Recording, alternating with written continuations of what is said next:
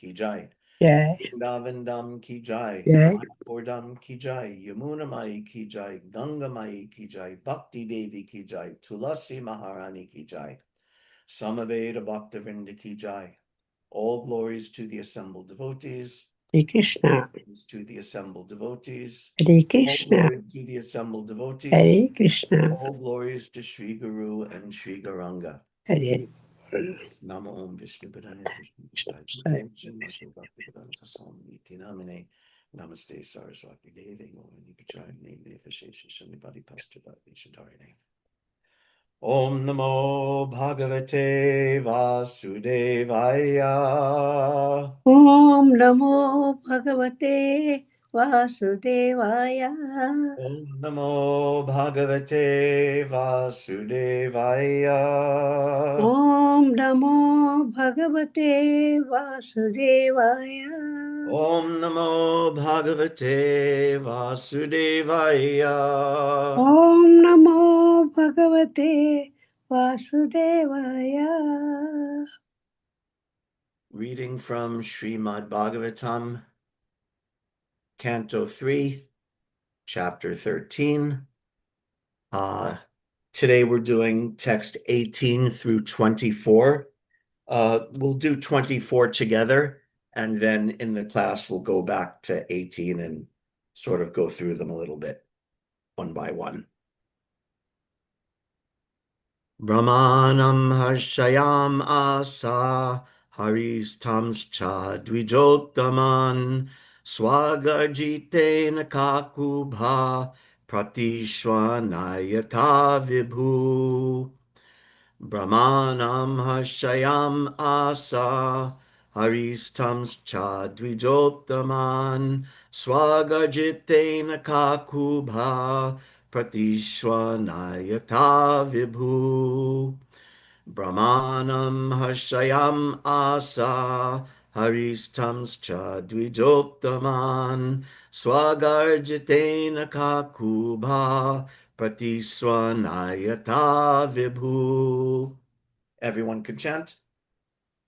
Brahmanam harshayam asa haristamscha dvijotamang swagarjitena kakubha pratisvanayata vibhu.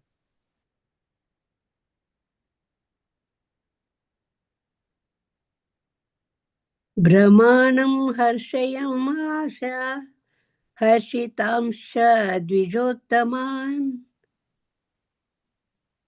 swagarjitena kakupa pratisvanayata vibhu. Hare Krishna. Hare Krishna. Brahmanam harshayam asa haristamscha dvijottaman swakarjitena kukubaha pratisvanayata vibhu. Krishna. Brahmanam harshayam asa haristamscha dvijottaman swagarjitena kakubha pratisvanayata vibhu.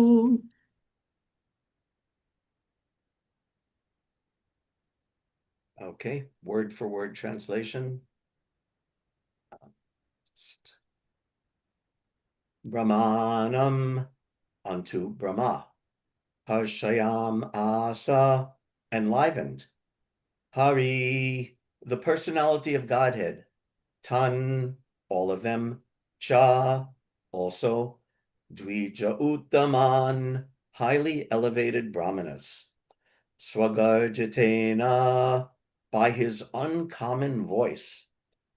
Kakubha, all directions. Patiswanayata, which echoed. Vibhu, the omnipotent. Translation. The omnipotent supreme personality of Godhead enlivened Brahma and the other highly elevated brahmanas by again roaring with his uncommon voice, which echoed in all directions. Purport by His Divine Grace Srila Prabhupada.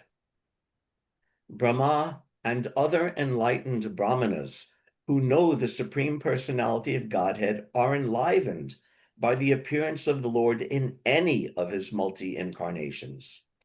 The appearance of the wonderful and gigantic incarnation of Vishnu as the mountain-like boar did not fill them with any kind of fear, although the Lord's resounding voice was tumultuous and echoed horribly in all directions as an open threat to all demons who might challenge his omnipotency.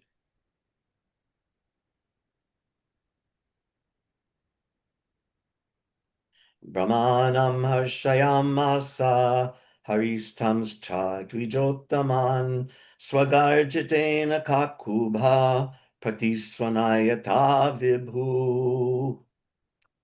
The omnipotent Supreme Personality of Godhead enlivened Brahma and the other highly elevated Brahmanas by again roaring with his uncommon voice, which echoed in all directions.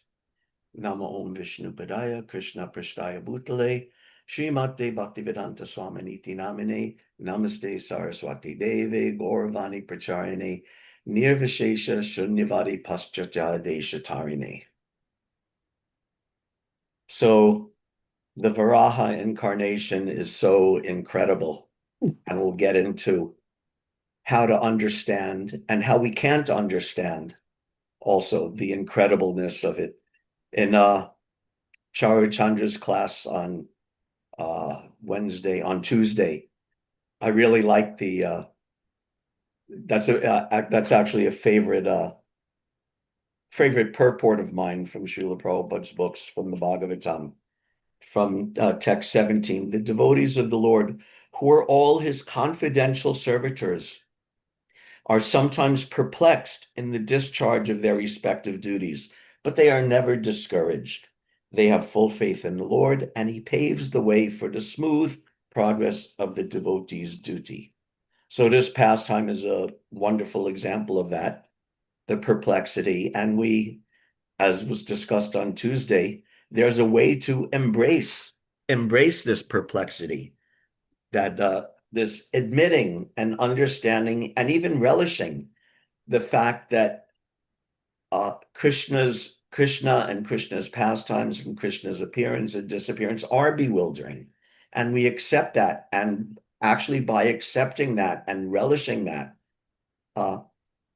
that bewilderment, that actually takes us to a higher level of understanding.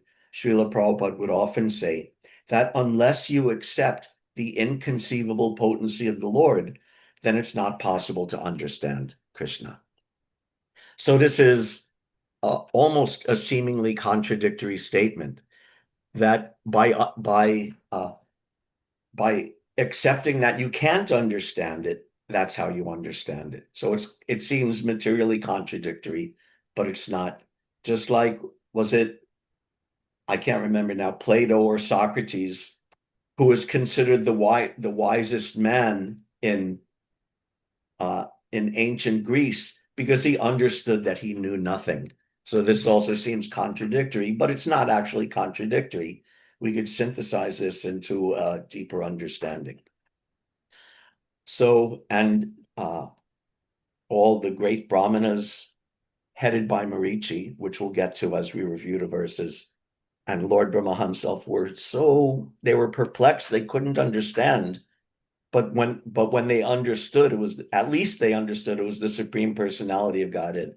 Then Harshayamasha, then they were so enlivened by his loud roaring, this loud roaring which struck fear into the hearts of the demons, but enlivened all of the devotees.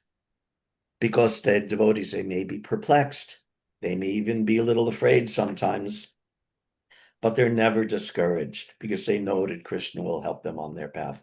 Just like even more so in the next incarnation of Lord Nrsimha, was so fearful. Here the devotees are bewildered, which is kind of a negative emotion or negative situation, but they transcended it by understanding it's the Supreme Personality of Godhead. So in the appearance of Nrsimha, all of the demigods and great devotees, they were all afraid, which is another somewhat negative feeling, negative emotion. But that was again transcended because they understood it's the Supreme Personality of Godhead. And Prahlad in particular transcended it so thoroughly due to his love of Krishna that he had not even the least bit of fear. And therefore Brahma asked him to go forward and pacify the Lord. Even Lakshmi couldn't do it, but Prahlad could do it. And there's a nice sort of confidential discussion between Narada Muni and Prahlad in Brihad Bhagavatamrita, where Narada actually says that Prahlad is even more glorified than the goddess of fortune because he went through so much difficulties in his surrender to the Lord, difficulties that Lakshmi Devi never experienced. But then he said, "Oh, but I won't talk about this because maybe." See, it's been a long time since I've read it. It was Narada Muni and Lord Shiva. Lord Shiva had gone to see and glorify Prahlad, but then he said, "Oh, I'm not going to glorify you anymore over Lakshmi Devi because my wife Parvati is here, and if Parvati hears it, then she's friends with Lakshmi Devi, and it'll get back that I was not glorifying Lakshmi Devi." But anyway, the devotees are enlivened by these amazing and incredible and perplexing appearances of the Lord. So let's go back a little because today I'm covering multiple texts from 18 through 24. So let's go back to text 18 and we'll analyze some things about the Lord's appearance here. There's one letter, I think it is, from Srila Prabhupada, where a devotee was telling Prabhupada how in their temple they were having Ishtagosti. Prabhupada said that Ishtagosti means discussing how to follow the orders of the spiritual master. And now, I don't know if temples still do this Ishtagosti, but it used to be like a discussion of management, and it was also kind of a gripe session from the rank and file devotees if they had some complaints. At the Ishtagosti, they could lodge their complaints with the management and discuss how to manage, how to run things. But when Prabhupada heard the devotee say, "Oh, we're having an Ishtagosti," Prabhupada said, "Oh, I know your Ishtagosti. At your Ishtagosti, you're debating how many miles long was the Putana witch." So this idea that we could discuss these things, how many miles, 8 miles, 10 miles, 12 miles long was Putana witch. Things that we can't. I'm sorry. Did you say something, Mataji? No problem. Oh, okay, sorry. Sorry. Yeah, so anyway, Prabhupada is a little bit mocking the devotees that we could get caught in these technicalities. So let's look at some of these technicalities, but hopefully in a way, not in that way. So let's look at text 18. Itya vidyayato nasha vivarat sahasanaga varatoko niragad angushta paramanaka. O sinless Vidura, all of a sudden, while Brahma was engaged in thinking, a small form of a boar came out of his nostril. The measurement of the creature was not more than the upper portion of a thumb. Thumbs up to Lord Varaha. So he came out of Lord Brahma's nostril like the tip of a thumb, which is also not a, it seems to me anyway, not a very easy extraction, something the size of your thumb coming out of your nostril. But he did that. So he's described as angushta, the tip of a thumb. So I found that interesting. The super soul is often described like that, as the tip of a thumb in length. Sometimes like in 2.2.28 of Bhagavatam, the super soul is also described as one handspan, pradesh matra, one handspan in size. And sometimes that's described like this, from thumb to pinky finger, or Prabhupada says from thumb to, I can't do it, from thumb to ring finger. And in in that verse in the Bhagavatam, he says that's approximately 8 inches. he quotes the same verse in the Chaitanya Charitamrita and says it's approximately 6 inches. So anyway, this is the idea that super soul in the heart is that span. You could say like a hand span, like that. But in many other places, including Brahma Samhita, Srila Bhaktisiddhanta says that that the super soul is the measurement of a thumb.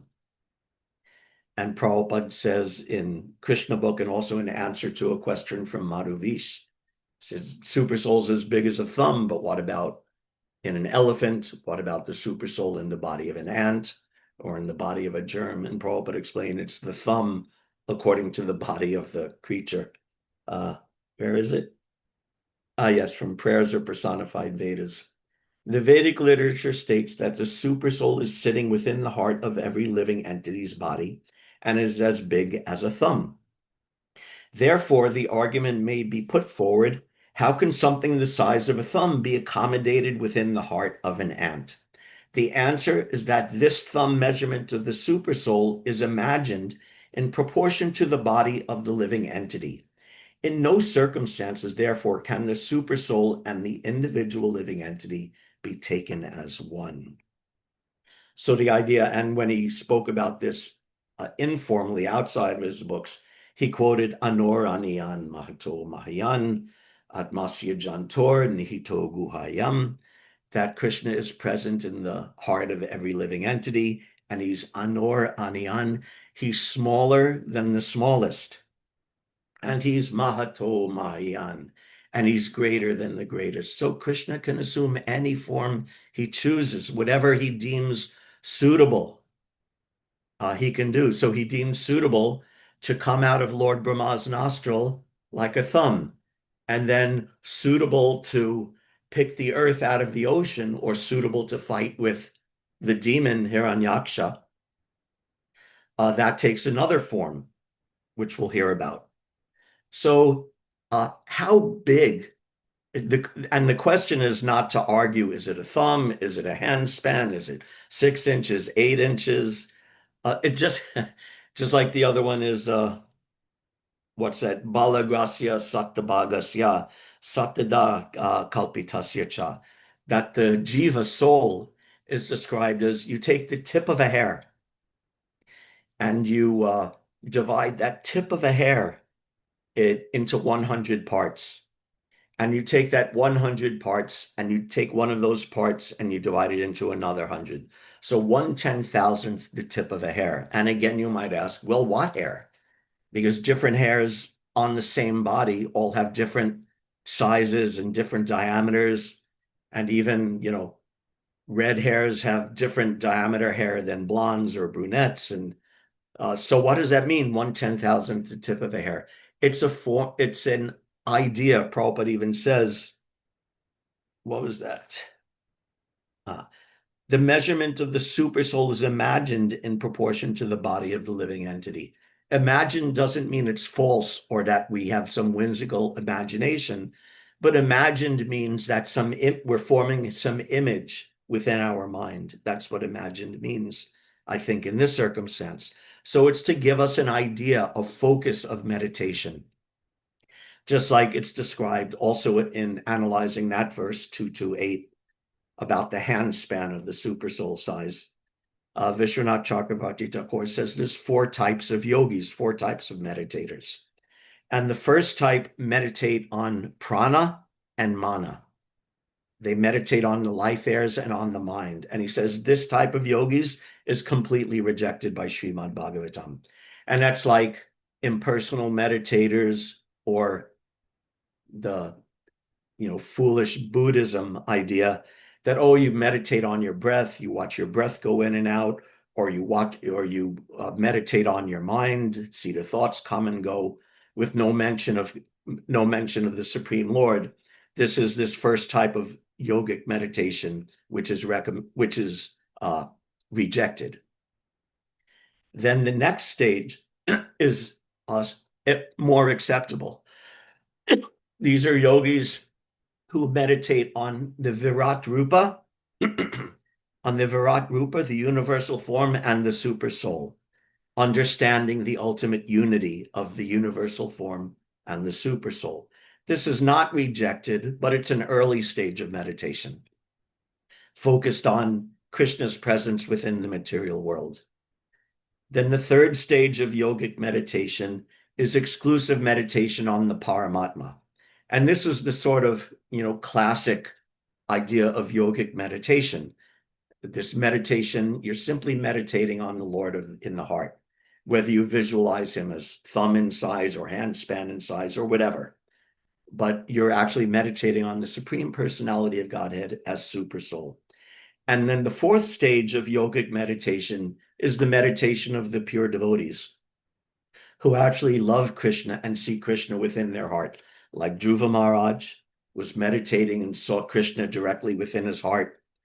And then Krishna disappeared from his vision. And then he opened his eyes, and that same form he saw inside, he saw outside. Or as described in Brahma Samhita, Premanjana Charita Bhakti Velochanena Santak Sadaiva Hridayeshu Balokayanti Yam Shama Sundaram Achinta Guna Sarupam Govindam Adipurusham Tamaham Bhajami. And this is the highest type of yogic meditation. But this description of the size of the Lord is to facilitate those different types of meditation. So that takes us to the next text 19. Tasyabi pasyata kasta kshanena kila bharata gajamatra pravavridhe tadadbhutam abhun mahat. O descendant of Bharata, while Brahma was observing him, that boar became situated in the sky in a wonderful manifestation, as gigantic as a great elephant. So then we may ask, well, how big is Krishna? Is he as big as a thumb, or is he as big as an elephant? And again, the answer is Anor Aniyan Mahato Mahayan. He's smaller than the smallest, and he's greater than the greatest. And according to his will, and according to his pastimes, and according to his relationship with his devotees, he can assume any and all of those forms, and they're all the same Supreme Personality of Godhead. Just like Prabhupada was also discussing once about Virat Rupa, about the universal form, which we studied a lot in the previous canto of Bhagavatam, in the second canto. And he said this universal form is so big you can't imagine. The mountains are like his bones and the rivers are his veins. So how huge is this conception of the Supreme Personality of Godhead? And he said, and if you want to worship this Virat Rupa and you want to dress him and put on ornaments, where will you find the cloth to dress the universal form? Where is the mill that can manufacture enough cloth to dress the universal form? You can't do it. It's impossible. It's perplexing, one might say. But Krishna, he comes in a medium form, as a young teenage boy. And he comes and he appears on our altar, in our homes, and in our hearts for that matter, in a form that we can dress him externally as the deity in the temple. We can dress him. We could go to the shop. We can buy the silk saris and cut it and sew it and stitch it together and put the jewels and the jari and decorations and necklaces and crowns. And we could do it in a size that we can handle and in a size that he can also happily accept. So how big is Krishna? Krishna is everything from the smallest to the biggest. He's the Alpha to the Omega, but he appears in a form and he does his pastimes in a form that's suitable. So this is perplexing. So perplexing to understand Krishna, to see Krishna. And how big does he need to be? How big does Varaha need to be to lift the earth out of the ocean? How big does Vamanadev need to be for his 3 steps to cover the universe? How big does Krishna, Swayam Bhagavan Krishna, how big does he have to be to lift up Govardhan Hill on the pinky of his left hand? How big does he have to be? He doesn't have to be any size. He can do anything from any size. He came in this gigantic form. Here it's described like a great elephant. Elsewhere, the Bhagavatam says he's as big as a large stone, like a boulder, or as big as a mountain. And then there's what's that? Vasati dasana sikare dharani tavalagna shashini kalanka kaleva nimagna. Shashini kalanka kaleva nimagna. Lord Varaha, when he picked the earth up on the tusks of his lotus tusks, or whatever, I don't know what you would call them, and it's described that Shashini Kalanka, that just like when there's a crescent moon and you could see the mare on the moon, the dark spots on the moon, the lava plains on the moon. When it's a full moon, you see, like, you can imagine like the man on the moon, or in Vedic iconography, they talk about the rabbit on the moon, but these spots on the moon. And when it's a crescent moon, you could also see the spots, the dark spots on the moon. So it's described just like that moon is decorated by these dark spots. The tusks of Lord Varaha, because the tusks, they're like these long curved teeth, right? Like a crescent moon. And the earth being held up on that tusk is just like the spot on the moon. So how big is Varaha to do that? The moon is approximately 2,000 miles in diameter. So can you imagine? I suppose you could do a rough calculation. If the moon is 2,000 miles across and that moon is like a spot on his tusks, you could imagine how many hundreds, thousands, millions of miles big Lord Varaha is. But how big does he need to be to do it? He assumes a form for these pastimes to accomplish these amazing, wonderful things. How big, how heavy did Krishna have to be to crash Trinavarta to the ground? He's a little baby. I don't know, at his age, how big is a baby? 20 pounds, 15, 20 pounds. And he crashed the huge demon to the ground. How heavy does he have to be? How big does Krishna's mouth or Krishna's belly have to be for him to open his mouth and Mother Yashoda to look in his mouth and see the entire universe? How big does his mouth have to be?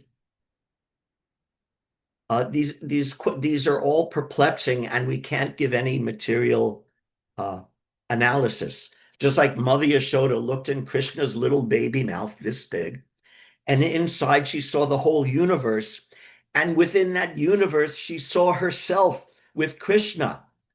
So if Mother Yashoda within Krishna's mouth is looking in Krishna's mouth and seeing Mother Yashoda looking in Krishna's mouth and seeing, again, Mother Yashoda, materially, this is inconceivable. This is perplexing. We should not be able to understand it fully in a logical way through our weak material facilities, our weak mental facilities. Just after, in the Katu Upanishad, after the Anor Aniyan verse, that Krishna is smaller than the smallest and bigger than the biggest, that verse admits that he's inconceivable. So 3 verses later in the same Katu Upanishad is this also important verse. Nayam atma pravachanena labhyo na medaya na bahuna shutena, that one cannot understand Krishna by any means. Na medaya, you cannot understand Krishna with your big brain. You may be Einstein, Feynman, who are some other geniuses wandering around. Whoever they may be with their big brain, their big IQ, na medaya, you cannot understand Krishna. Na bahuna shutena, even by thorough, exhaustive study of bahuna, of all the different Vedic literatures, you cannot understand Krishna in that way. Those things are important. We have intelligence, we have a brain, and we have to use it, whatever brain substance we have, whatever intelligence we have, whatever IQ points we may have, we employ that in Krishna's service through the reading, the hearing, the understanding, the philosophical discussion, the explanation and explication of these philosophical points. But that's not enough to understand Krishna. Yam evaisha vrinute tena labhyas. You can't attain that because it's hidden. It's a secret. It's a guya. It's hidden away. Tasyaiva atma vivrinute tanum swayam. But he can be revealed only to one to whom Krishna himself reveals himself. So Krishna can reveal himself, then Krishna is revealed. But we cannot force Krishna to be revealed. Just like, again, in the deity form, Krishna gives us so much facility. We pull on the rope and the curtain opens and Krishna is revealed. But the actual revelation of Krishna is more than that. Someone can see the deity and not understand that this is the Supreme Personality of Godhead. When Mahaprabhu was hearing and discussing pastimes of Sakshi Gopal, I think it was, he prayed, he said, "My dear Lord, you are not a statue," praying to the deity. "My Lord, you are not a statue. You are directly the son of the king of Vraja in Vrindavan." So just opening the curtains, that's one kind of revelation. And that's also only by Krishna's mercy that he agreed to come in that form.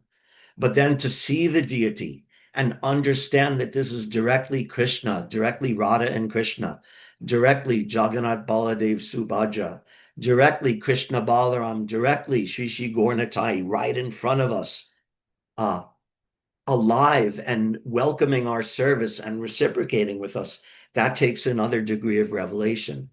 And we engage our brains, we engage our study of Shastra, we engage our body through vigorous service, but ultimately that comes when Krishna reveals himself.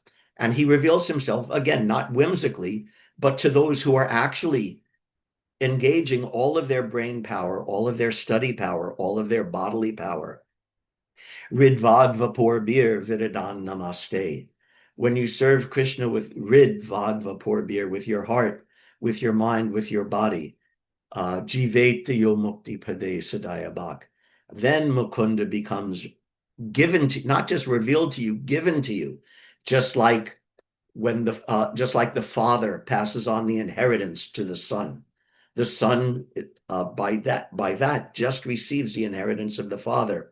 So when you ridvad vapor bir vididan namaste, when you offer obeisances to the Lord with heart, words, and body, serving Krishna completely, then that becomes your birthright to understand Krishna. So Krishna can reveal himself in that way. Let's see. So going on, text 20. Marichi pramukar viprai kumarar manunasaha drishtvatat sokaram rupam tarkayam asachitrada. Struck with wonder at observing the wonderful boar-like form in the sky, Brahma, with great brahmanas like Marichi, as well as the Kumaras and Manu, began to argue in various ways. This is also very interesting. The verse starts, Marichi pramukar vipra. This means, what does this mean? Vipra, the brahmanas, the great sages, Marichi pramukar, headed by Marichi.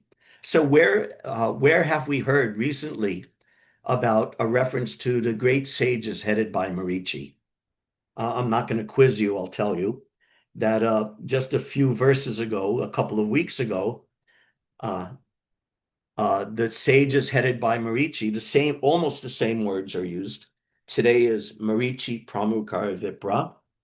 And in the last chapter, Marichi mukya munayo, which means the same thing. All of the great sages headed by Marichi.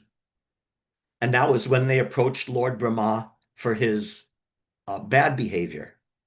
So Marichi is the head of the Brahmanas, and at that time, they were doing their duty of pointing out to Lord Brahma his mistake. Marichi Mukya Munayo, all of the sages headed by Marichi. And today, though, Marichi Pramukaya Vipra, those same sages and the same Lord Brahma are all there appreciating the wonderfulness of Krishna and trying to understand. Actually, they were appreciating, but they were not understanding. It says, Tarkayam Ashachitrada. Tarka means arguing, or just or in a less pejorative sense, we could say discussing or debating. Tarkya, Asha Chitrada, Chitrada in many varied ways and colorful ways, in a wide variety of ways they were arguing. This means they were exhaustively discussing and trying to argue and decide what is this amazing form of this giant boar. And that always proves to be insufficient. Tarko pratishta shuteya vibina nasa yasya bina chamata dharmasya tatvam nihitam guhayam mahajanoyena katasapanta. These great sages, as great as they were, and as great devotees as they are, they were appreciating. We heard they were enlivened. Harshayam Asha, they were enlivened by the roaring of the Supreme Personality of Godhead. But by their argumentation, they could not understand. Tarko pratishta shutaya bibina. That tarka, discussion, argument, debate, is insufficient. Just like we heard earlier from Katu Upanishad, that brain power and shastric power is insufficient.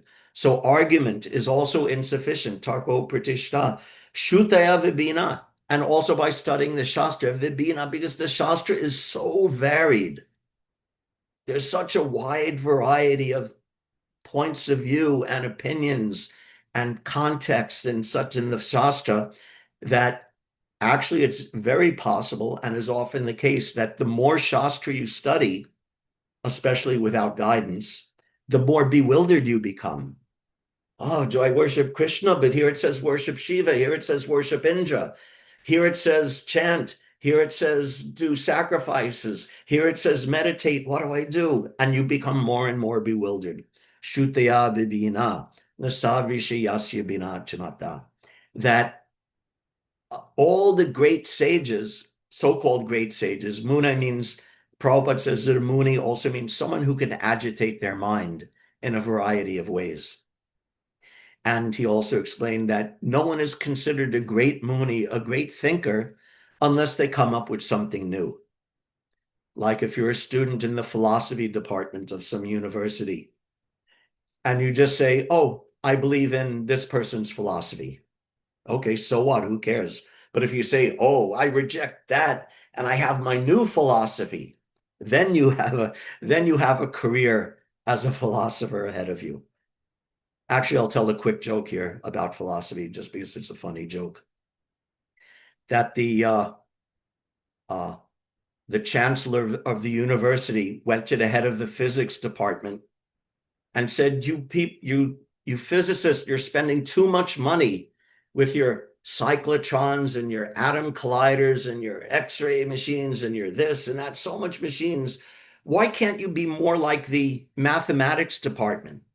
In the mathematics department, all I have to give them is a pencil, a sheet of paper, and a trash can, and that's enough for them.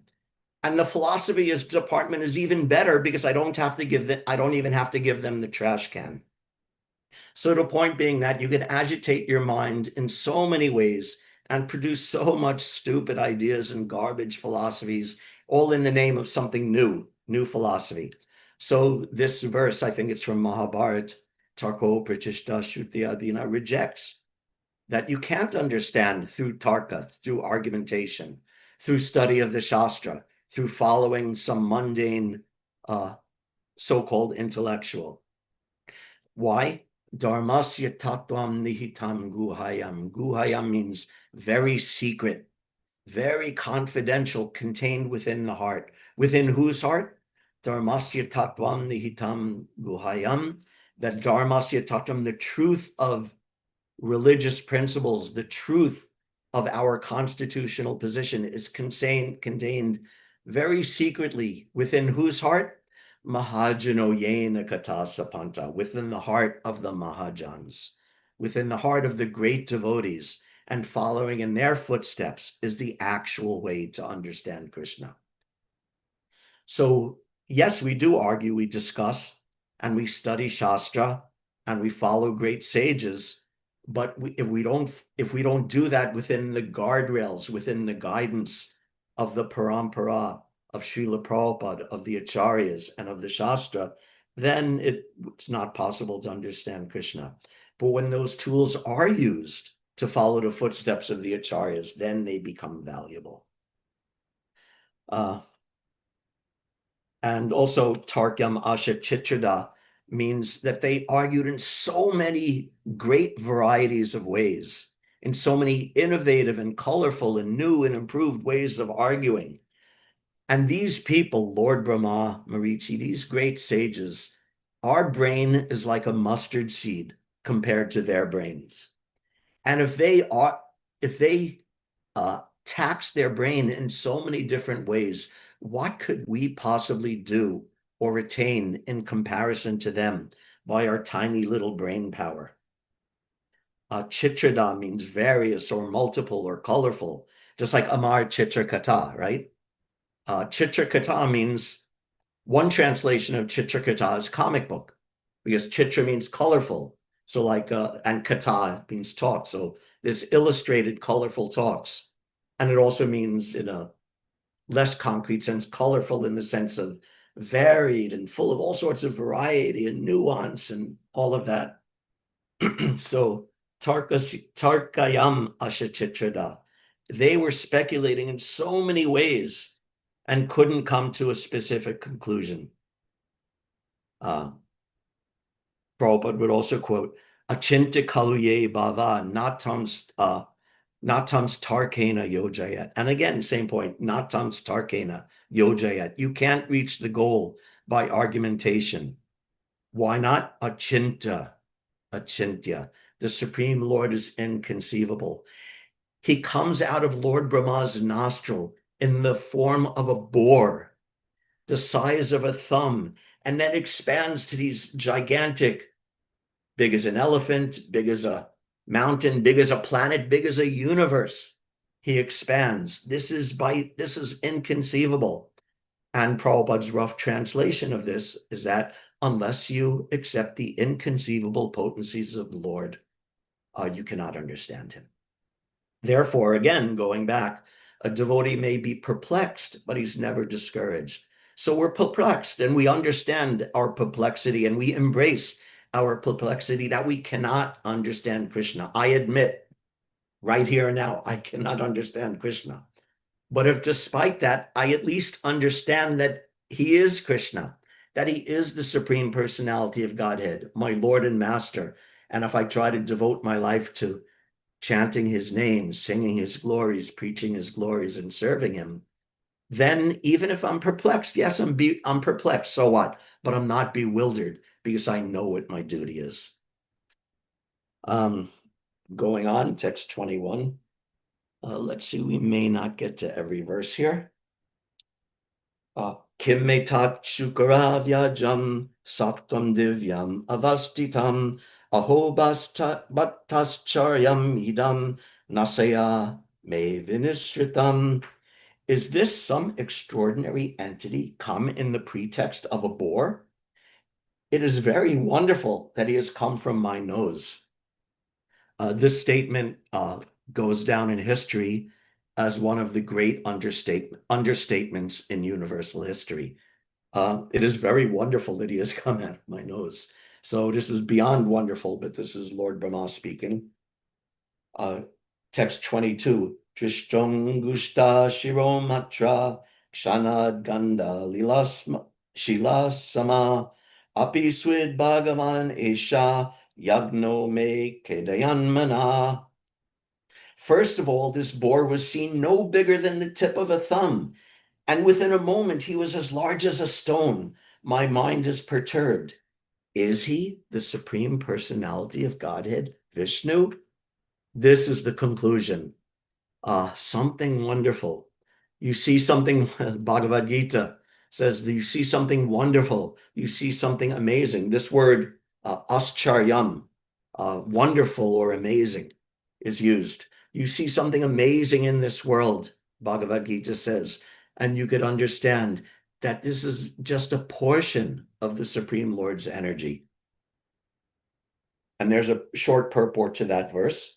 Since Brahma is the supermost person in the universe, and he had never before experienced such a form, he could guess that the wonderful appearance of the boar was an incarnation of Vishnu. The uncommon features symptomatic of the incarnation of Godhead can bewilder even the mind of Brahma.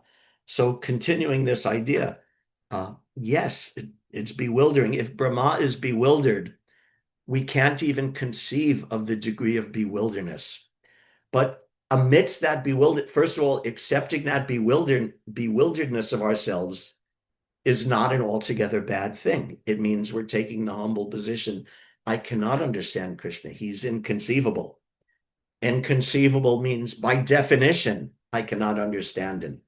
But that inconceivableness and accepting that and embracing that means that we do understand Krishna in the sense of understanding that he's the Supreme Personality of Godhead, that he's Janmadyasya Yataha, he's the source of everything, he's our Lord and Master, he's our most beloved personality of Godhead and the object of our worship. We are part and parcel of him, simultaneously one and different. Something else that's inconceivable, right? Achinta beta beta, the same achintya. That's also inconceivable, and yet we can conceive it, that we're simultaneously one and different with Krishna. Therefore, our duty, our only real duty, is to become Krishna's devotee and worship him and serve him. And that's the end of bewilderment. Even if we're still bewildered about all the nuances of Krishna's existence, if we can accept that I am Krishna's devotee and I'm going to devote myself to loving him and serving him and trying to love him, attempting to love him, following Srila Prabhupada's instructions to push on this movement whose purpose is to love and serve Krishna and bring everyone into that circle of loving and serving Krishna. That's actually the end of bewilderment. That's the beginning of that's actually understanding. That's real understanding. Just like when Mahaprabhu, after Mahaprabhu took Diksha from Ishwara Puri, he said, Gura More Murka Deki Karila Shashan. That my spiritual master, he considered me a great fool. So this is a good thing, to be a fool before the spiritual master, to be a fool before Krishna, to be a fool even before the Shastra, that I cannot understand everything. I'm not that intelligent. Yes, whatever little intelligence I have, I engage that in trying to serve Krishna and appreciate Krishna. But what can I understand? What can the, if you're just like, if you're on the, you're going in the ocean and you go in, the water 6 inches deep, 1 foot deep, a few foot deep. What can you understand about the depths of the ocean? It's impossible. But by at least understanding that much, that Krishna is the Supreme Personality of Godhead. And therefore, Yagyo me kedayam mana kedaya. Kedaya means that Kedayamana means that Brahma's brain, his mind was disturbed, was broken, was discouraged. So his mental facilities were completely overwhelmed and insufficient. And again, that insufficiency is what actually led him to conclude that, this must be the Supreme Personality of Godhead. This is how the perplexity can be embraced to take us to a higher understanding. Something this perplexing can only be the Supreme Personality of Godhead. Let's see. Text 23. Iti mimam satastasya brahmana sahashunubi bhagavan yagyo pusho jagar jagendrasani bha. While Brahma was deliberating with his sons, the Supreme Personality of Godhead roared tumultuously like a great mountain. And here's also another very short purport. one of these interesting purports that I don't know what to say about. Purport: it appears that great hills and mountains also have their roaring power because they are also living entities. The volume of the sound vibrated is in proportion to the size of the material body. While Brahma was guessing about the appearance of the Lord's incarnation as a boar, the Lord confirmed Brahma's contemplation by roaring with his gorgeous voice. So a form, Prabhupada said, the volume is proportion to the size of the body.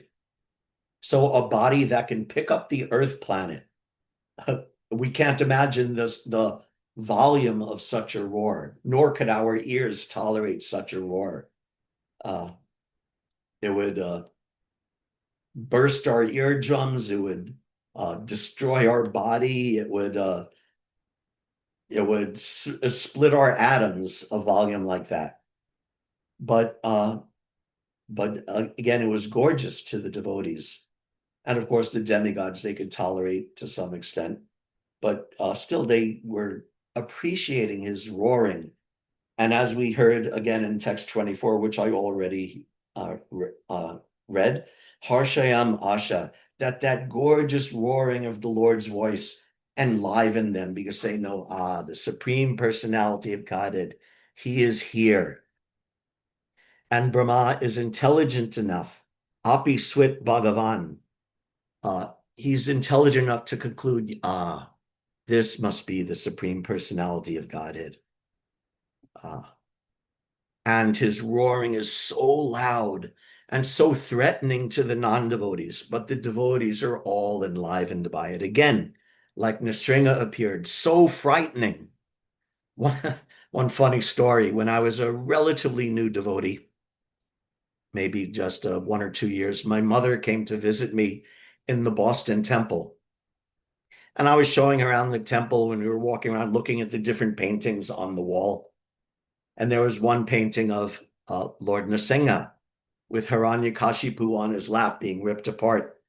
And I tried to explain, oh, the Lord came in this fantastic form to destroy the demon. And my mother looked and she was puzzled. She said, which one is the devotee and which one is the demon? Because she was ignorant and she couldn't appreciate. She thought, oh, Lord Nrsingadev is horrible. Maybe he's the demon. She couldn't understand. But the devotee sees that and he appreciates all the devotees, all the demigods and Prahlad were appreciating, oh, this incredible form, horrible, frightening form. But they understood, the Supreme Lord has come to save me, to save Prahlad, to save the Lord's devotee. They were appreciating. Or Vamanadev. When Vamanadev came and was about to take everything, the non-devotee Shukracharya was like, don't do it. Don't give him the 3 steps. He'll take everything. And but Bali Maharaj was happy to do it. Yes, let him take everything. He was perplexed, he was bewildered, but he was not discouraged. Again, they are never discouraged. They have full faith in the Lord, and he paves the way for the smooth progress of the devotee's duty. So Shukracharya is trying to block the devotee's duty. No, don't give to Vishnu. And Bali Maharaj understood, if this is Vishnu, then I must give to him. So the smooth progress of Bali's duty was there.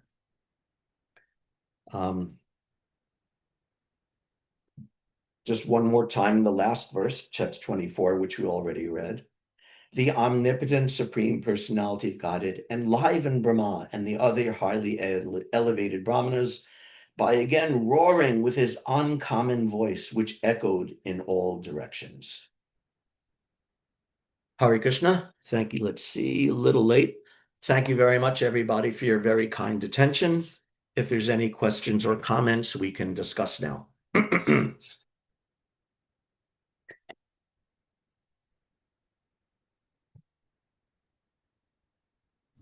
How was, I'm sure you had an ecstatic Janmashtami Vyasa Puja celebration in Boston.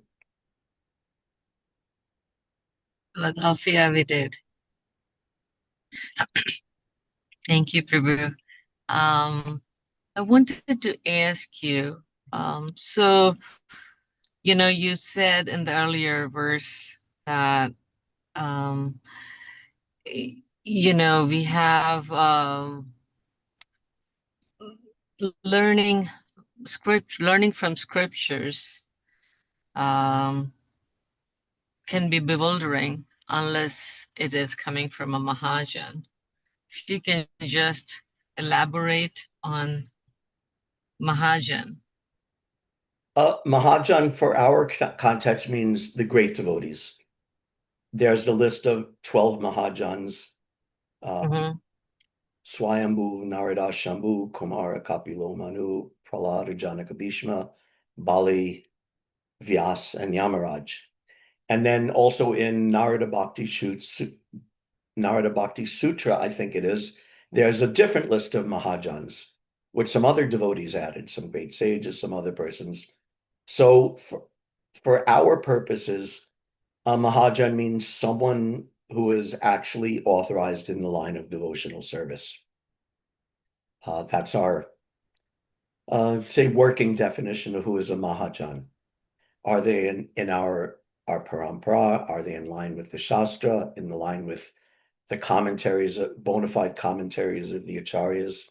Not, there's so many swamis and commentators and philosophers all around the world, and especially in India, and we don't necessarily accept everything that all of them say.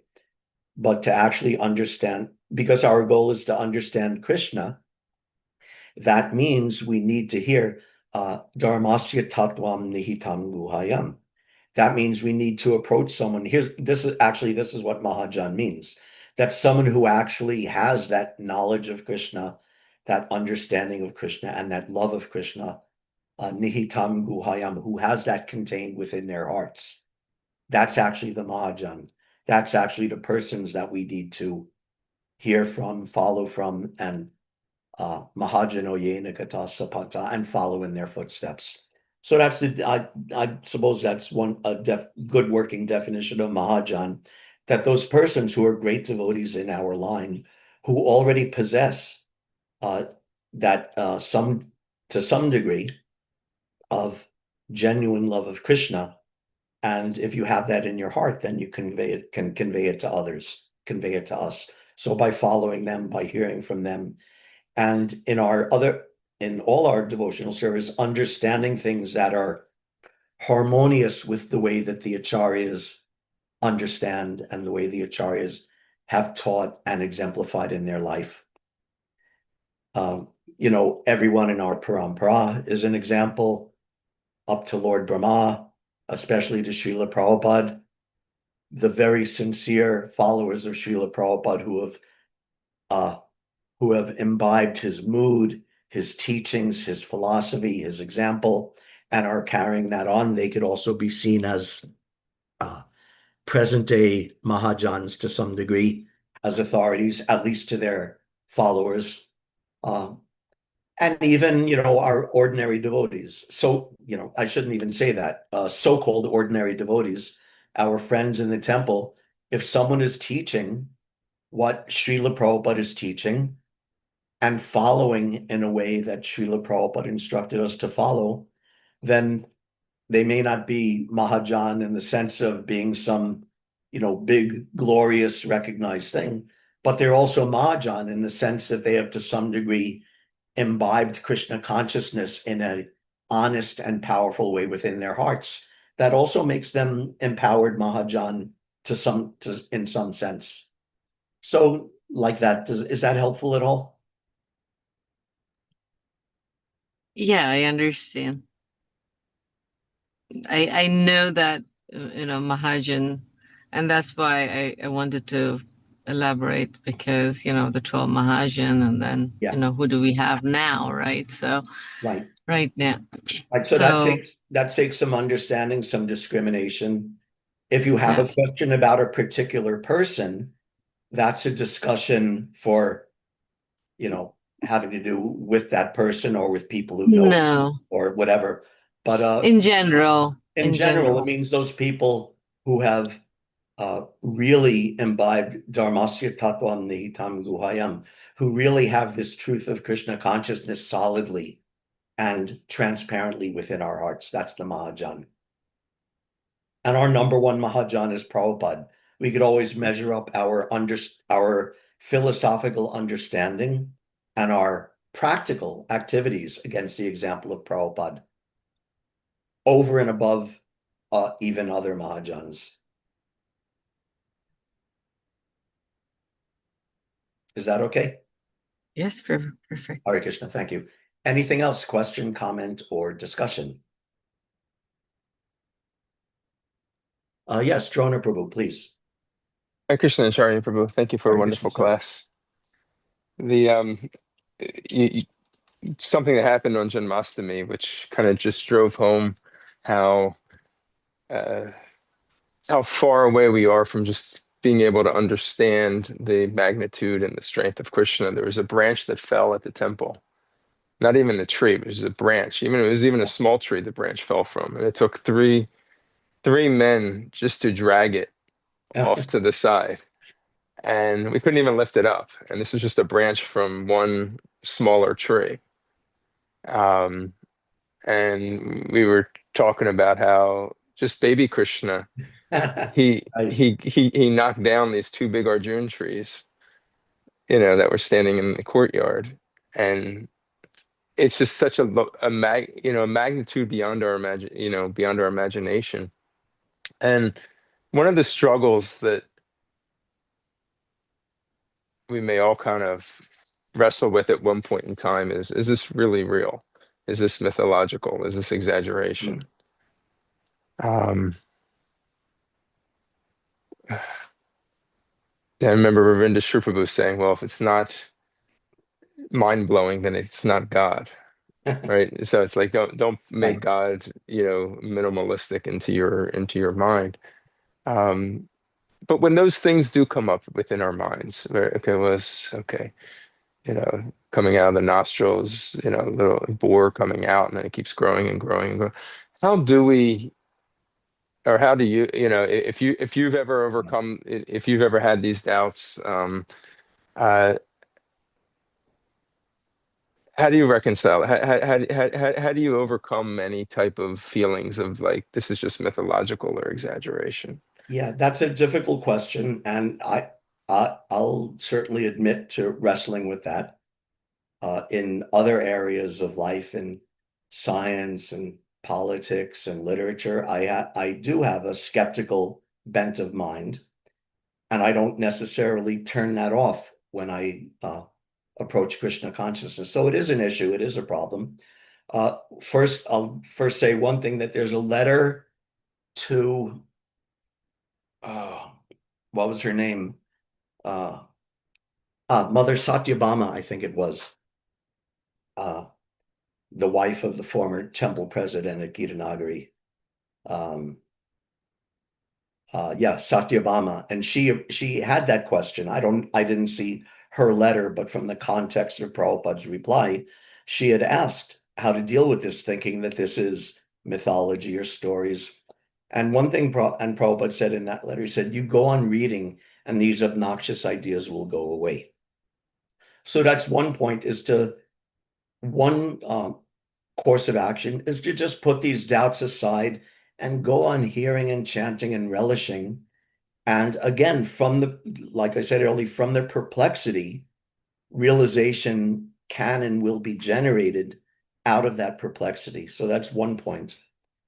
The other point is, to approach it head on. Ravindra Prabhu's response is there.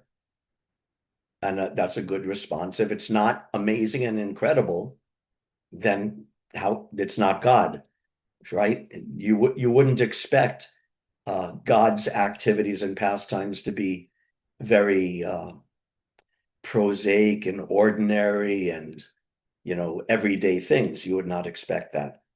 So that's one objection. Another objection is these things are not happening,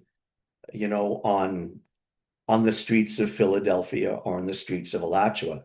These are things from previous yugas and other planets in the universe, which we understand and which is reasonable to understand, have different types of persons and different degrees of persons and abilities and lifespans and laws of nature and passage of time are all different and in ways that we can't comprehend on this planet. So understanding that these things actually happened, even though we can't see it, and even though it blows our mind, and even though it's outside of anything we may expect to see in this life, there's no inherent reason why it's not possible. And the other thing is that because the Shastra, from our study of the Shastra, we see, or we should be seeing, that these sages present like the most amazing philosophy. And it's so coherent and so perfect. Two things that a perfect philosophy has to have. Is that it has to be internally coherent, and it has to be coherent with the world around us. And everything presented in the Vedic philosophy, especially in the Gaudiya Vaishnava tradition of the Vedic philosophy, fits that as amazing, beautiful philosophy and perfect philosophy. And we see results when we follow and accept that philosophy and those practices. And so we can assume from that, like Prabhupada has said, I don't have a reference to it now, but he said maybe more than once, that the sages have no business making up stories. So these incredible sages who have given us this incredible philosophy, and the Vedas, which are Apaurusheya, coming from Krishna, and so perfect and so beautiful in every way, to think that, okay, but in this section, because I can't believe it or can't understand it, this part is bogus. That itself is not really a rational response. Because these sages, they have no business making up silly stories or mythologies or fairy tales or whatever. So we can assume it's true. And the other thing is just faith. I'm not a fan of blind faith, but our commitment to Krishna consciousness for however long some of the people here, more than half a century, 50 years, 40 years, 60 years, or even 1 year, or even a little while, ado shraddha, that at least theoretically, Prabhupada would say several times, at least theoretically, you have to accept the truth of this to understand it. And then as you do it, your theoretical understanding, your theoretical faith will become realization. So this takes time. And if we're practicing properly and getting pleasure and getting knowledge and getting advancement through that practice, Mahajano Yena Kata Sapanta, following in the footsteps of the Mahajans, then we could also understand that by doing that, gradually we're getting the realization of the Mahajans as well. Dharmasya Tattvam Nihitam Guayam. And that in our heart will be revealed the truth of the Vedas.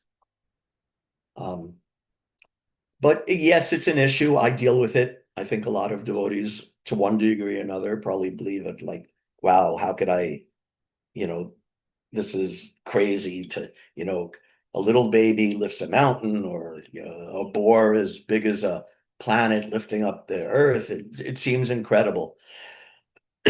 But there are good reasons to accept it and to follow it and to embrace it. Ultimately, we all have to make our, individual decisions on how we make peace with that conflict about understanding it. Some people will be happier with more just faith. I accept. Srila Prabhupada said, the Shastras say, I accept. And some people might have to spend more time poring over it and thinking over it and discussing it in order to make peace with any conflicts within their mind. But as devotee, that's part of what we do. To so many things we have to deal with. But as we advance more and more, we understand more and more, and our faith grows more and more. I don't know if that's really a satisfying answer, but that's just some thoughts on the issue. Others might have. That was a great answer. Thank you. Others might have some opinions on that, of how they deal with, things that are hard to believe, admittedly hard to believe. Okay, Hare Krishna. Anything else? A question or comment? Hare Krishna, Prabhu. It was wonderful class.